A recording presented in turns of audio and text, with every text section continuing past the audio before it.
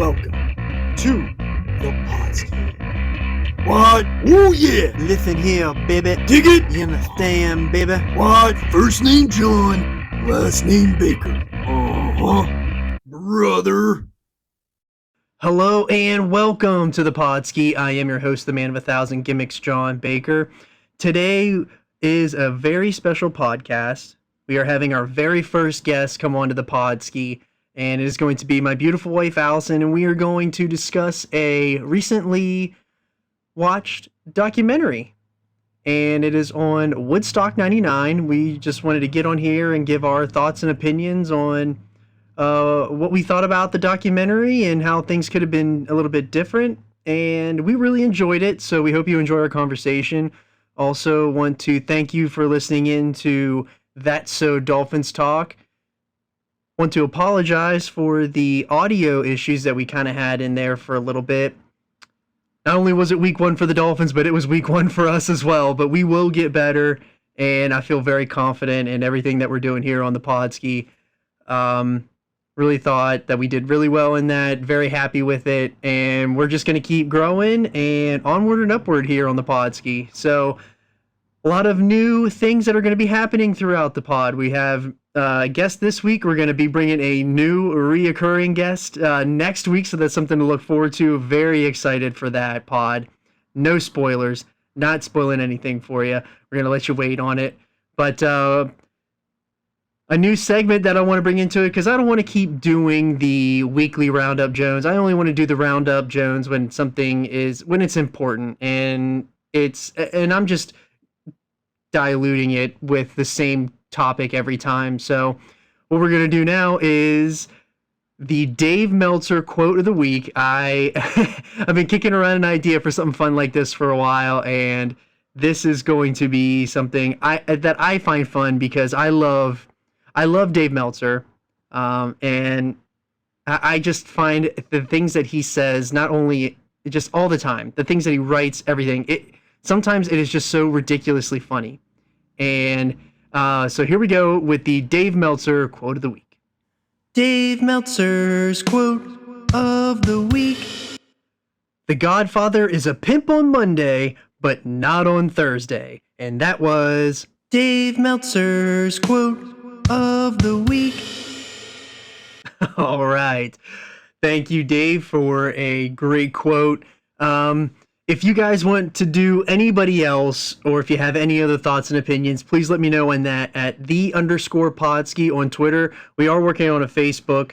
I'm just really slow at it right now, but we're going to get that up and running as well to help get the word out too. So if there's anybody you want to see, let me know. We will for sure get it on the show. But I just thought Dave was funny just because all the things that Dave ends up saying. But yeah, as I said, we're not going to do the weekly Roundup Jones, so let's get right in to Woodstock 99.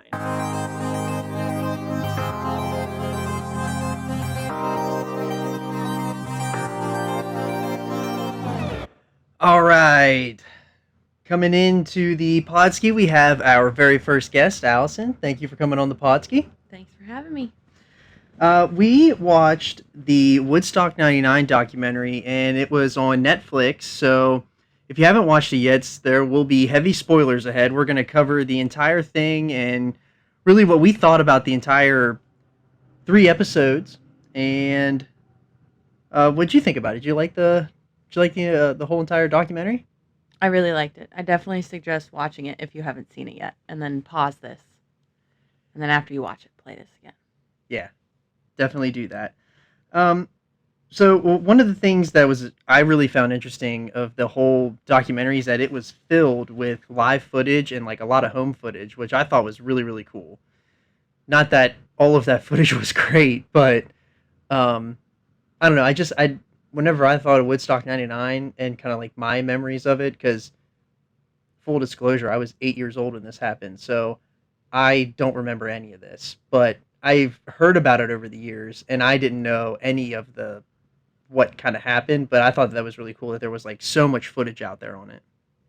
But getting into the documentary here, this venue that they had, it was in Rome, New York. It was a retired air base. It's humongous, and one of the reasons that they had chosen this venue was because they had previously done Woodstock 94, and while it was regarded in a lot of with a lot of success, they had an issue where the fence had ripped away and they lost a ton of money. So one of the things that was said from the get-go was that when we do this, we want to make as much profit as possible.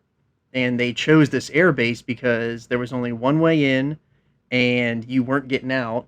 And there was just the, people weren't going to be able to break in and get in for free anymore. You're going to have to enter with a ticket. But they didn't tell anybody that they were having it at an airbase. So everybody showed up thinking they were getting some hippie flower field giant open space of music festival, and they were sitting atop like macadam, and it was hot, and there was no shade at all.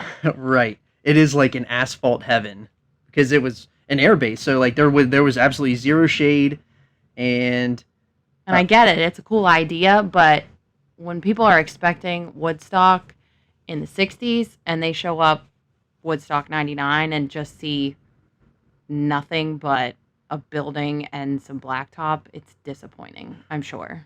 right. And even when some of the footage that I saw from 94, because I had actually watched, there's an HBO one this has been a few years ago when that one was released, and I watched that one kind of after I had watched this one to get extra knowledge about it.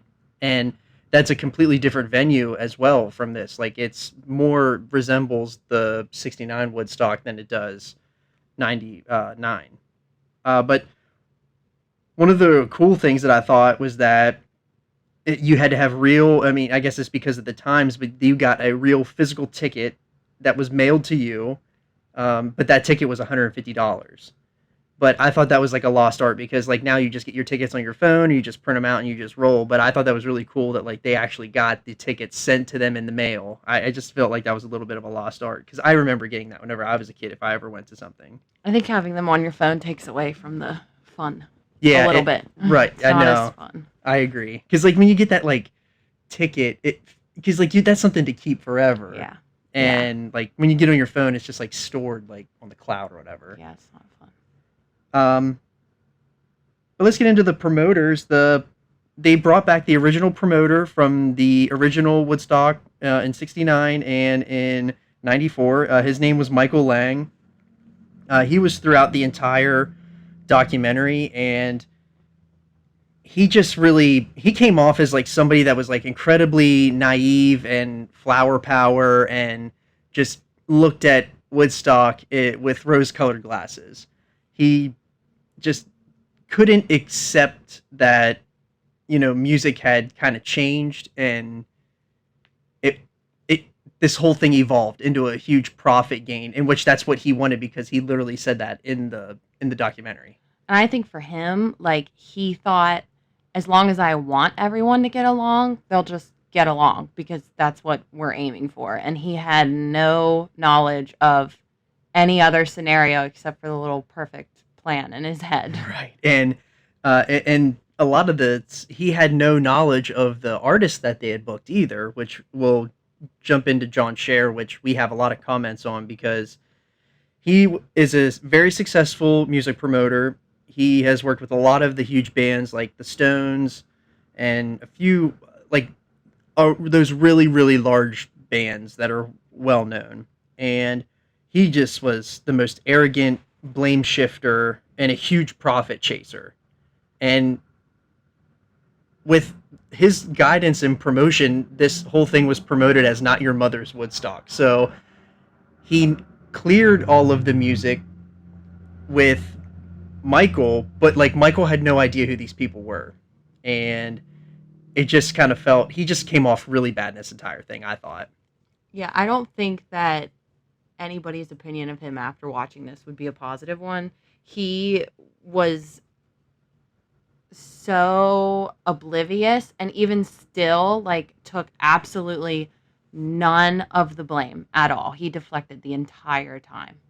Took no ownership for the part that he played. No, he was a total blame shifter, and and even his comments on the women throughout the entire thing was really bad as well. and it came off so poorly.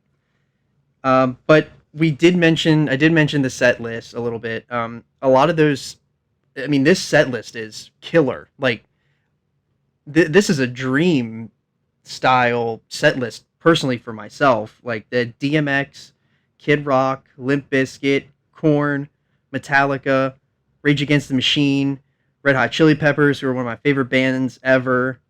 The Foo Fighters, that was one that I was like, whoa! Like I didn't realize the Foo Fighters was there. They weren't even mentioned in the documentary. Jewel and Sheryl Crow, which was kind of her little. Speaking of women, though, she was also treated very poorly. So, like, just that part of the documentary, as she's trying to perform, she's getting things screamed at her. As she's being interviewed by MTV, she's getting things screamed at her from the crowd. If they are treating Sheryl Crow that way, I can't imagine what it would be like to be a woman standing in the crowd. And although the set list is great, I'd say it is great if you have security. But you cannot have bands like that and consider Peace Patrol enough to regulate all of those people. It's just a pathetic attempt. Yeah, the Peace Patrol was the most embarrassing part of the entire setup and promotion, because if you're just going to hand out t-shirts to like kids that are 16, 17 years old and say, hey, you're security, like you were just asking for trouble. And as soon as they showed the Peace Patrol, like the t-shirts and everything, like I laughed out loud, because I was like, that it's no, like they knew, they clearly were cutting costs. And I think, yeah, that's a huge thing. And Michael Lang even said in the documentary he didn't want to involve cops. Like, why? Why would you not want to involve cops? Like, I get it. You want this to be a great, peaceful time, but it's a lot of people. You get cops involved because you have to, or bad things happen like they happened. Yeah, it's all public safety, not for the fact of, like, his whole deal was that he didn't want to have guns portrayed there at the show, because they had an underlying agenda, and that agenda was for gun violence, because this had happened right after Columbine. And while... Can I just say, though, that if you wanted to have a peaceful time and only have Peace Patrol, you get peaceful bands. No, I agree. You get, like... I don't know, Mumford and Sons, and obviously they weren't around then, but bands like that, like Jewel and Sheryl Crow would have been fine. Willie Nelson would have been fine with the Peace Patrol, but you throw in Limp Bizkit, whose lyrics and song title is Break Stuff. What do you think the people are going to do when they're being encouraged to break stuff? And he knew what the songs were when he signed these bands, so I don't think that it's fair to say that it's Limp Bizkit. He's just singing the songs that he sings all the time. Right. And when you're a promoter and you are signing artists, like you're signing them because of the artwork that they're portraying. Like you're signing up for everything that comes along with that. And in my opinion, like if Michael Lang can sit there and say, "Oh, I didn't know," why are you signing them? Like, I get it, John Scher was a part of it and Michael Lang played a role, but like you don't get to say, "Oh, well, I didn't know." You're promoting this. You need to know. Like, you should promote something if you don't know what they're singing. Right. And that brings back to the whole thing was just to make the most amount of profits they possibly could. And one of the things that they talked about in the documentary was the fact that they started cutting costs and they had to sell the rights for food and drink. And when they did that, they quote unquote lost control of the pricing over everything. So a bottle of water was $4, and in the beginning. In the beginning, and then that just increased as the days went on. I think the one girl said that a bottle of water was $12 by Sunday, and like back then, I would assume water was like 50 cents for a bottle. I think the whole thing was supply and demand. They took everybody's water and food when they walked in, so they knew these people had nothing. They were gonna pay whatever they could to get water. They're sitting on blacktop in the sun, sweating. I forget what the temperature was, but I think they said high. Yeah, I think they said the first day was like 90, and like when you're sitting, just because the air temp is 90, you got to account for at least 10 to 15 degrees hotter on asphalt And you also have to consider the drugs that we all know they were doing are dehydrating their system to begin with. So they're desperate for water. They're going to pay whatever you make them pay, but they're also going to get pissed that you're making them pay that much. Right. And that was another really interesting point that they said that once you got in the gates, they made you give up all of your food and drink. Like you weren't allowed to take food and drink in, and Even water, even if they could prove that it was water, it yes, didn't matter. right. If they could prove that it was water, you had to dump it out. But it didn't matter. Like you could bring literally as much drugs as you wanted. They didn't stop anyone from taking that in. But it was like food and drink. You got to let it here. And I thought that was insane. Which just goes back to them only wanting to make money. Right. They did not care about anybody being safe, or obviously they would have taken their drugs. Yeah. They just cared about money. They weren't selling drugs, so they're not going to take those. Right. And yeah, I can't imagine going into a world where, like, especially nowadays, because we have to remember back then they didn't have cell phones. So like if you lost somebody, there's like 250,000 people at this event. How do you get in contact with these people? And one thing that was not covered in the Netflix documentary that we're talking about is that this is what they covered in the HBO one. The HBO one, they basically had a phone bank set up where you could call your parents or like if you went with a group of friends, you could call their relatives or whatever. Hey, have you heard from them? I can't find them. And then they had a giant lost and found bulletin board that was on site as well. Like, I can't imagine going to something like this and not being able to find your friend or like anybody that you're with. Like Yeah. I can't imagine a world like that. All I think of is panic. Yeah. And there's no cops, so you can't call them. Right. Just pure panic. And then even to just add on top of the suck salad of the price gouging and everything is that so this was a Friday, Saturday, Sunday deal. By Saturday morning, the garbage had not been picked up. It was all over the place, and the porta pots weren't cleaned, like at all. Like, And imagine now, like, Coachella is disgusting from what I've heard after a couple days, and they're prepared. These people were not prepared at all, and it's disgusting. So I just can't imagine the level of how bad it was. Right. Because in the thing, one of the workers was telling the kids, like, hey, let's start picking up after ourselves. What are they going to do? They're not there to pick up the trash. Right. Like, which is as disrespectful as that is, you cannot expect, you're not going to hire and pay people to pick up their trash because they're just going to do it themselves. Like, I'm sorry, you're screwing them and not giving them water. They're not picking up after themselves.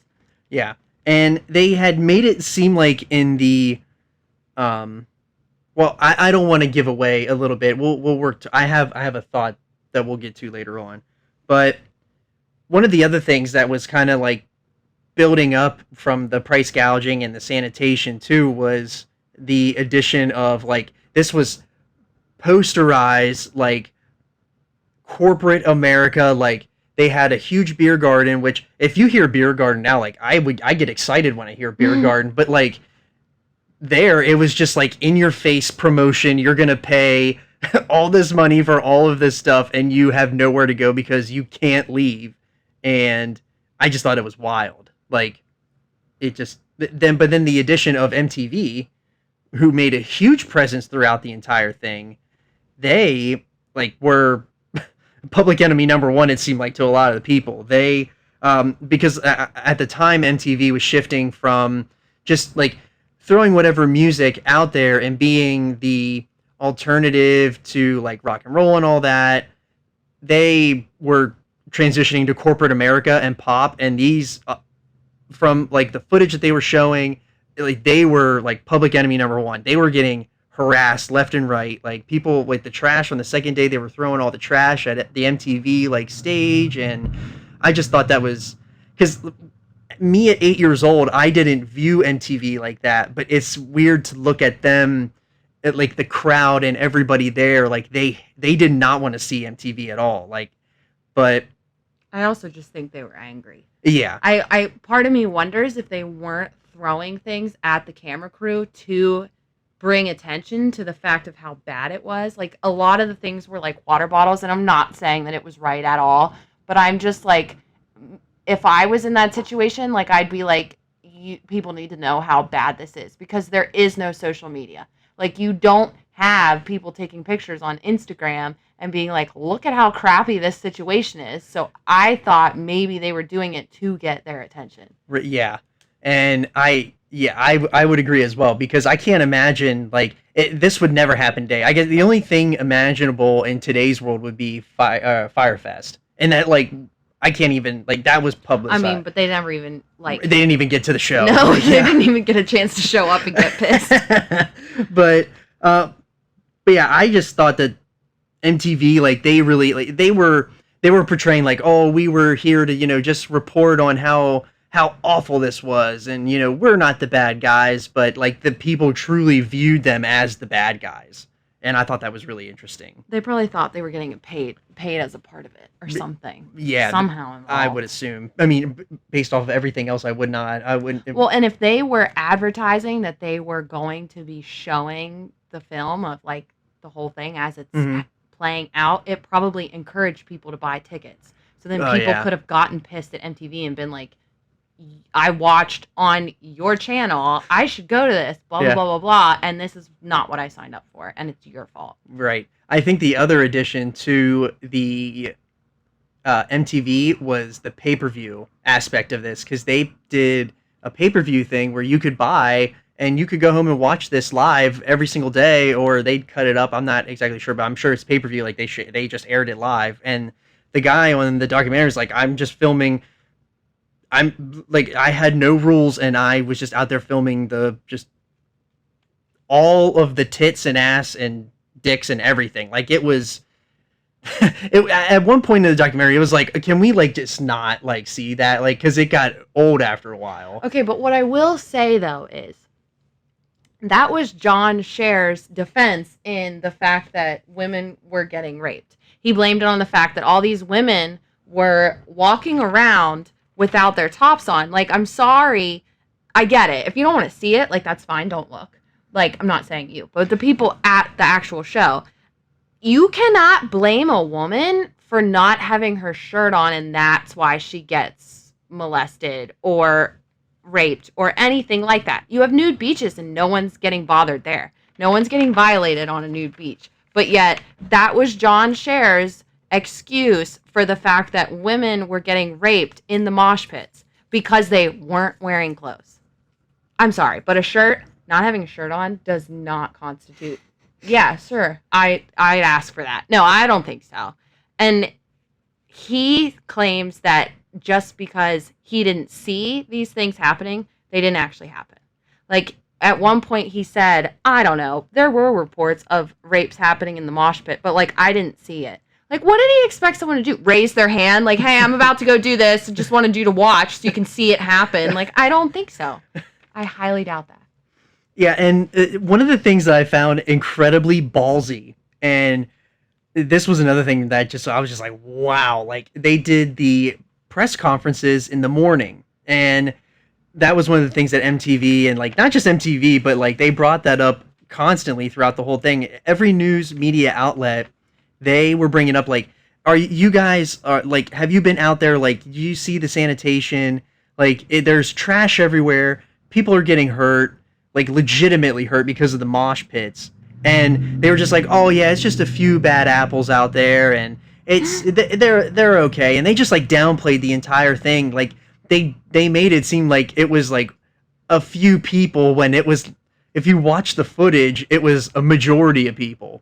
But again, even if they're right, even if it is only a few people, security would have gotten rid of that problem. Like, you go to a concert now, if you do anything you're not supposed to do, there's 3 security having flashlights on you, and you're getting pulled out. You get one warning, and if you don't stop, you get pulled out immediately. Mm-hmm. That's why security matters, because then the bad apples get removed, and it doesn't spread.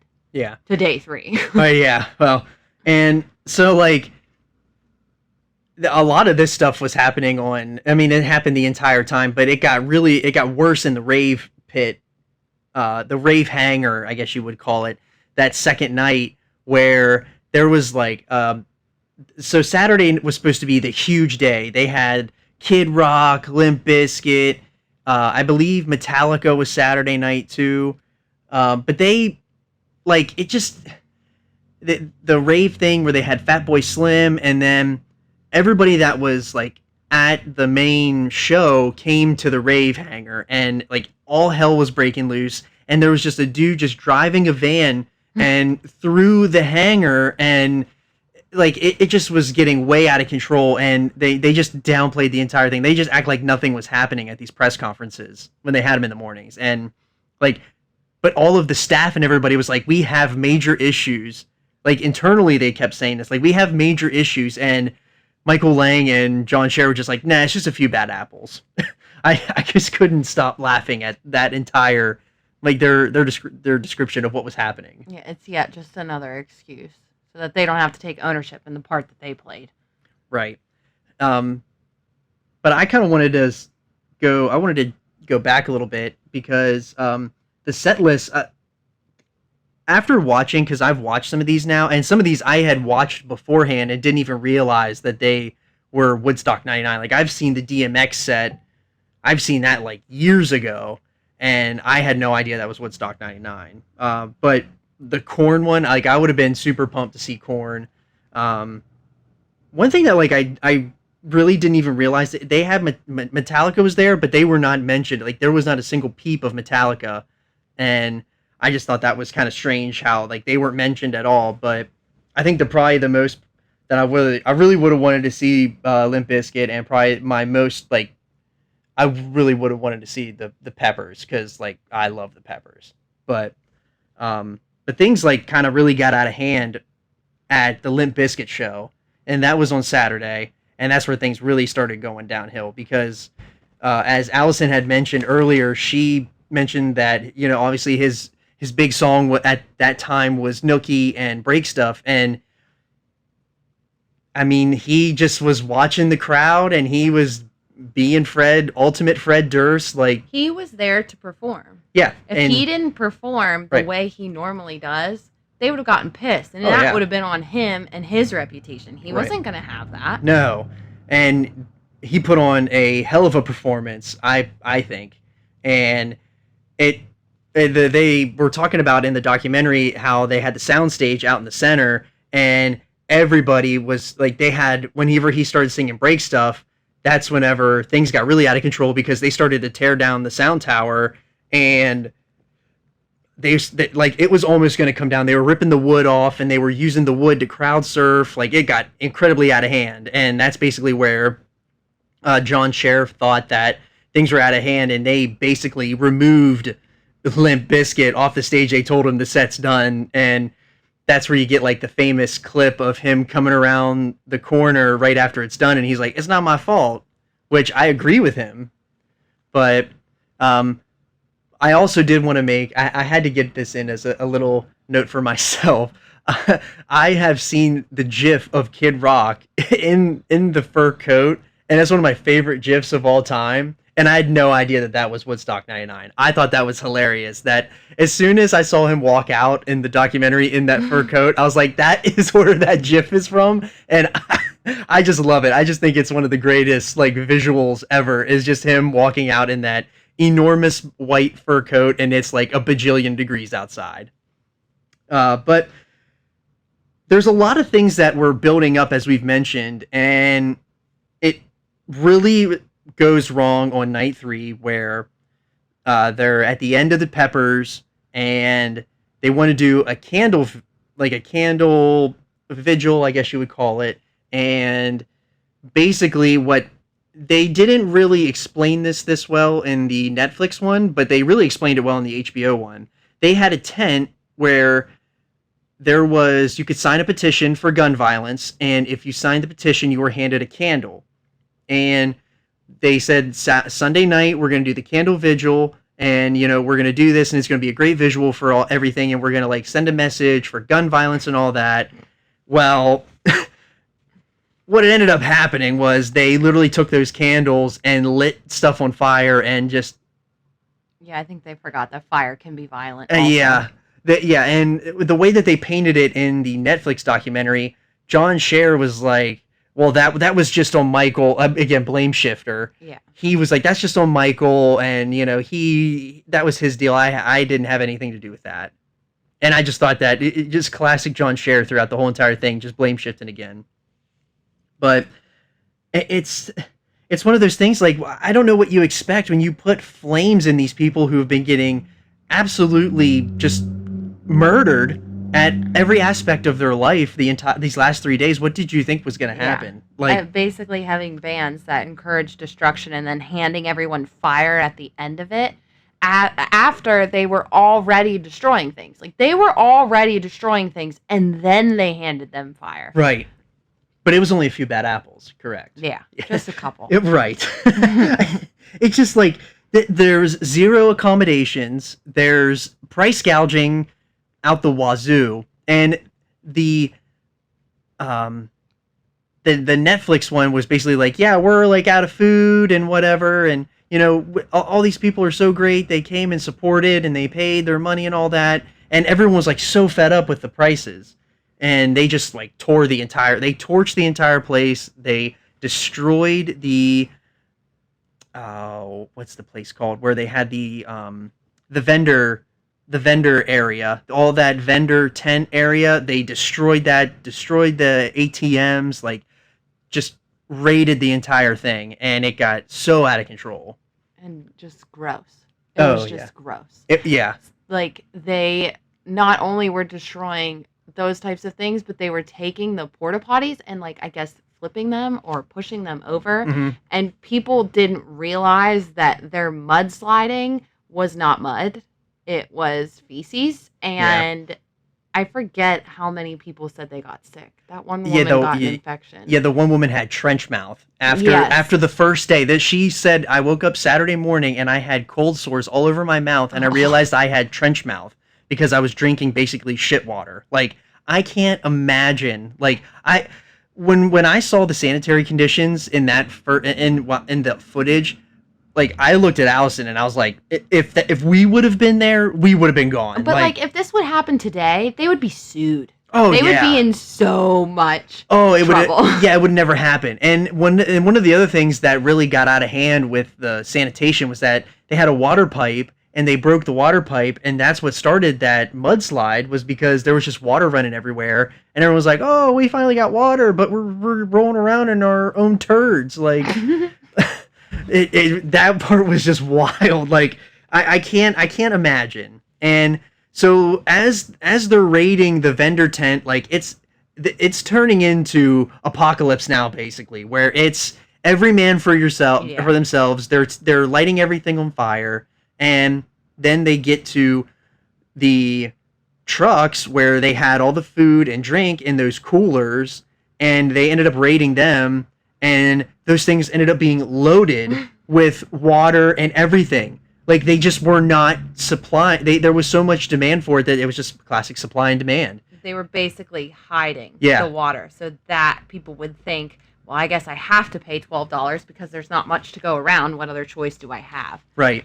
And one of the ladies in the HBO documentary that was a part of the show, like, she was an attendee, she said the best she felt throughout the entire show was during the raid, because she finally had water, because they finally broke in and they just were handing out waters to people. Like, people were just, I mean, like, you're in a melee or whatever and you're getting water, but she said that's the best she felt the entire 3 days. It's so sad. Yeah, it is sad. And it was just like really like disgusting almost to kind of watch. Like, that's like how out of control like humans can be.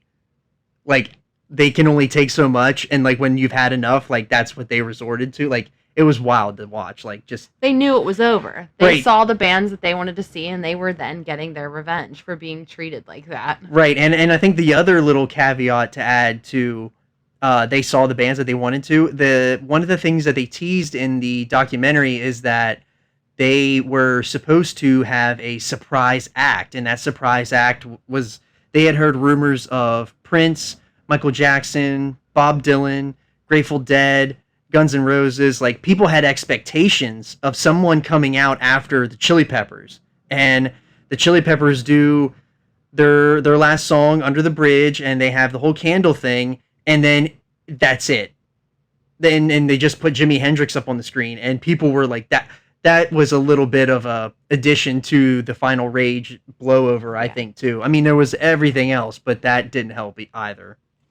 But I just can't. There's so many things that we pointed out where it went wrong. It's hard to just point out just like one little thing. But I don't know. One of the things that we really wanted to point out in this pod, like whose fault was this whole thing? And I'm pretty sure based off of what we've already said, you can already come to your own conclusion what we're already going to say. But for myself, it's on the promoters because they didn't plan enough. They only were out for the profits, and they didn't give a shit about anybody that came there. They got their money, and that's all they cared about.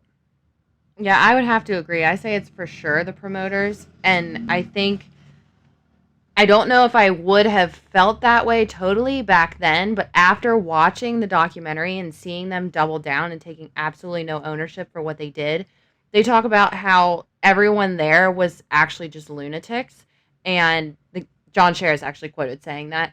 And it was a generational problem, really. Like, back in 69, no one would have acted like that. And this generation's just entitled. And they feared growing up. He literally said they feared growing up, so they acted out instead of just getting a real job because they have too much angst. So they came there to get all of their angst out. And Michael Lang claimed it was just a lost opportunity because 90s kids have a different headspace. And like, I'm sorry, no. And I don't care if you were born at any age, you're going to get upset that you're being charged $12 for water and you have nowhere to go to the bathroom. No, I agree. I don't care how old you are. Yeah, and like, I guess I view it, because I don't know what the translation or the, what the difference in dollars would be from the 90s to today, but or I guess it's just a mentality, I guess, as well of myself. But I'm already expecting to get price gouged no matter what. But that was like not a thing in the 90s. But the price doesn't change. The price doesn't, right. Like, you don't get to the end of your concert and all of a sudden water is so expensive and you're not going to get water for 2 more days. That's true. That's very true. But yeah, I can't put blame on the artist because, like I said earlier, you're when you're signing somebody to do a service for you and you're reliant on that talent, you get what you sign up for, and that's on you. If you can't police it or control it, that's on the promotion. And that's...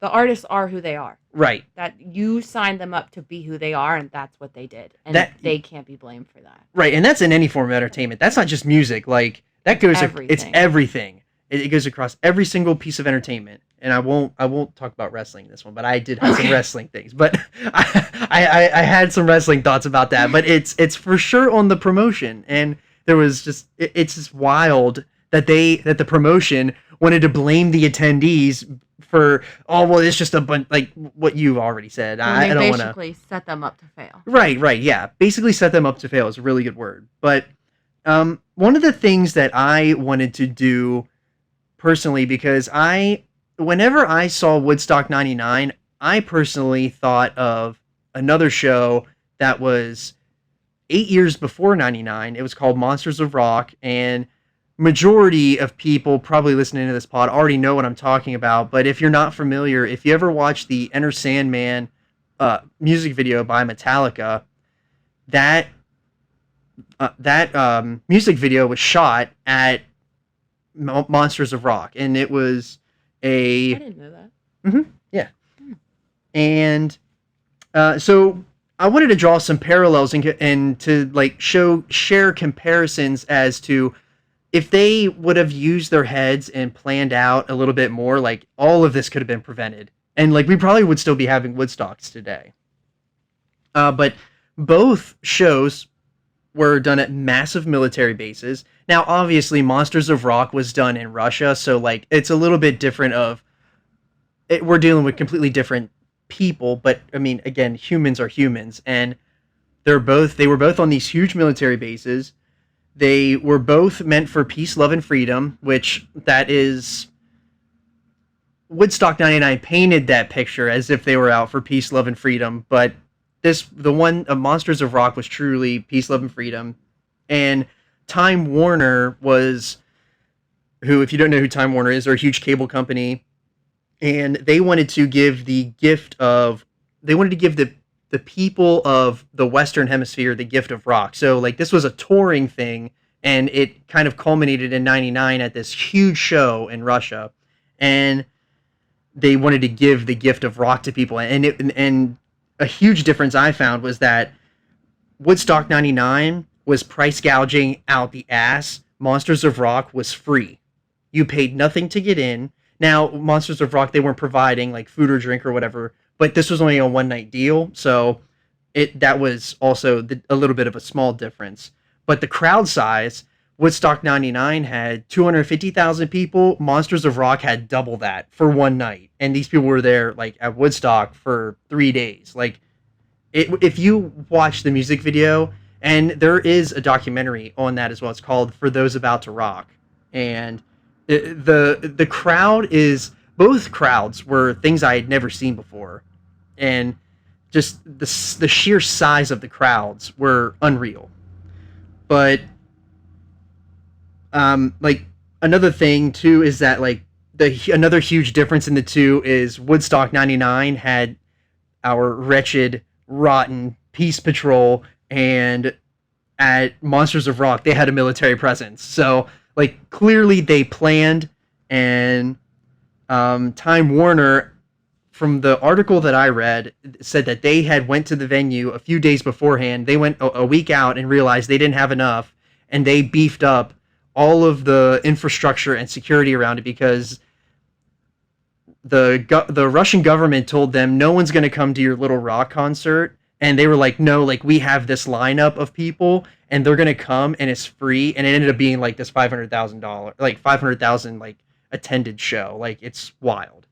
But another comparison to kind of draw in the rage factor, I guess you could say, in the crowds is that Limp Bizkit and what was at Woodstock, and not similar, more ragey style music was Pantera, and like there was no moshing like that even with Pantera, and I would say that Pantera is way more aggressive than what Limp Bizkit was, and I would put that on the fact that there was military presence, not Peace Patrol.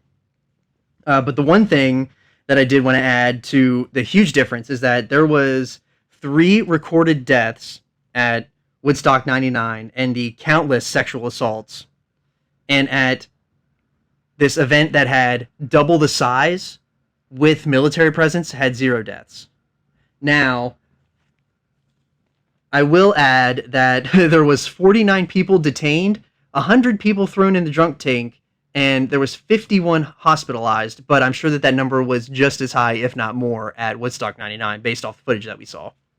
But I just thought that if they would have taken the time to think about it and really thought about the sheer size of what they were trying to do, that all of this could have been prevented.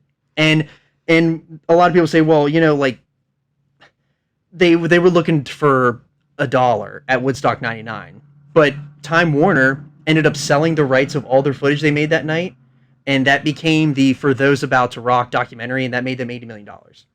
I think, though, for the Woodstock '99, they were only looking at what they did wrong before.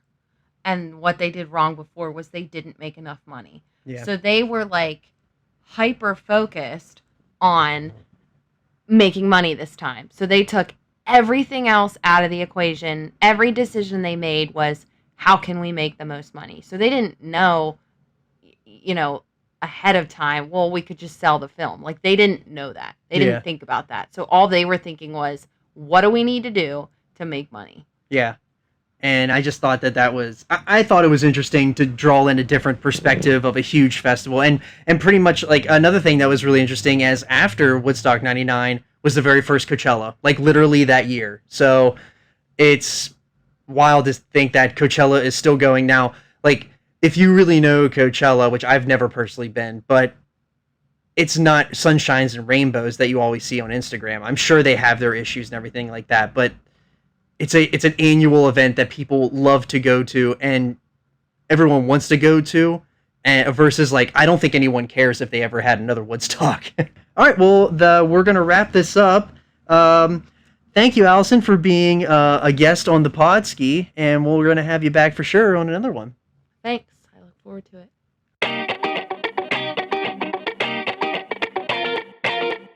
All right. Thank you, Allison, for coming on to the Podski. It was great to have you on. We're for sure going to definitely have Allison in here again.